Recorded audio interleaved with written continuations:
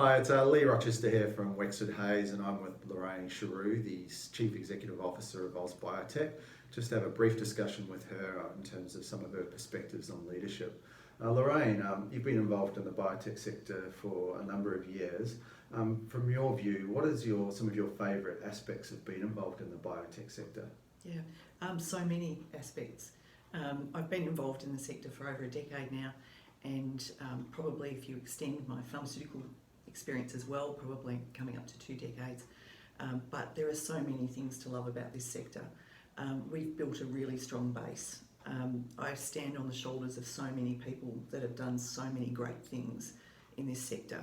We're now sitting in this really privileged position of having 860 biotech and medtech companies in Australia, 1,600 organisations in the broader ecosystem, and 230,000 people working in the space. Wow.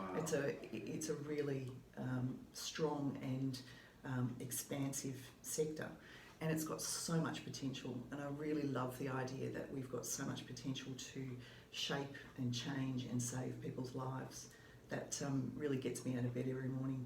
The idea that, I know it sounds a bit cliched, but that idea that the companies that are developing technologies are doing things that are really going to make a difference at the end of the day. And I know, as a mother, the idea that our healthcare system will be better as a result of some of the work that we're doing in the policy space, and as a result of the work that everybody does daily. I think the people aspect of working in this sector is amazing, and the people are so generous with their ideas, with their time, with their intellect. It's an area that has a really privileged group of opportunity, I should say, privileged opportunity to work with people who are really good with ideas and thinking about how to do things differently and better. And I love that as working with AusBiotech, that I sit at a central point of a lot of that activity, and people come to me all the time with great ideas and great ways in which we can link up with one another. What is the best piece of advice you've been given? I think the best piece of advice, and the piece of advice that I like best, is the idea that success belongs to the most persevering.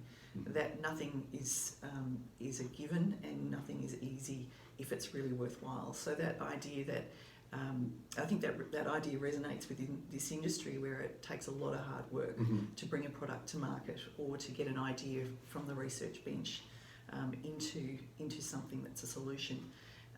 It really is a business of perseverance. And I think that's true in the policy space as well. So changing a policy is a really long-term goal. Working with members of parliament and working with different sectors of the ecosystem, and bringing those all together into something that is cohesive and beneficial takes a lot of perseverance. And I think it's really easy to give up when things get hard, but that this sector is hallmarked by the idea that it perseveres. And so I really like that as whatever you're doing, whether you're studying, whether you're working on a new product, or whether you're just trying to get through your staff changeover, or find a new CRO, or whatever it is, it requires perseverance. Now, I'm sure you've seen a hell of a lot within the biotech sector as your time as a leader. What are some of the most challenging, or one of the most challenging things you've dealt with and had experienced as a leader? Well, I think there's lots of challenges within the sector.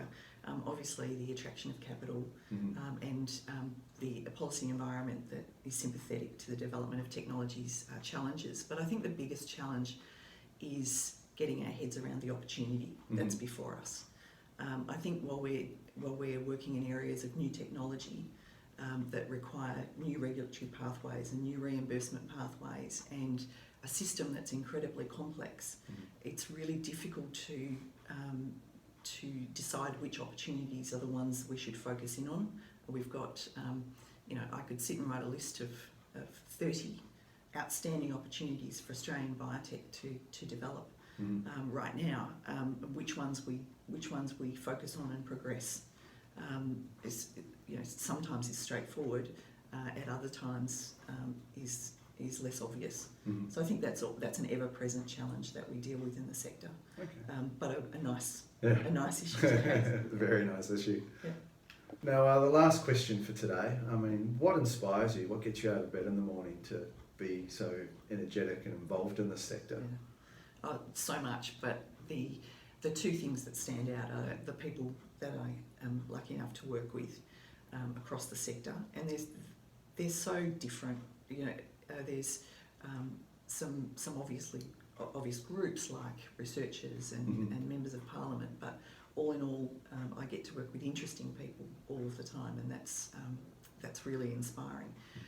But the part that absolutely fascinates me is the new technologies that are coming through. And I love the idea that, for example, the first time I heard about the power of the microbiome was sitting in the back of a bus, moving between one event and another. Yeah. And a couple of researchers were talking about some of their findings, and it was some years later before we started to see that being understood more broadly, and the application of some of the technologies that are being developed in that area started to become obvious. But I love that idea that we're involved in the real conception of much of this work. And look, there's certainly areas like the immuno-oncology space really inspire me. I'm just the potential is so incredible to see people going from literally being weeks before death to being cancer-free is just mind-blowing, and that's an incredible motivator. Look, thank you for your time today. I really appreciate you having a discussion with me and sharing some of your thoughts on leadership and your experience of the sector. It's been very invaluable discussion, which hopefully people who view this will enjoy. Thank you very much. Thanks, Lee.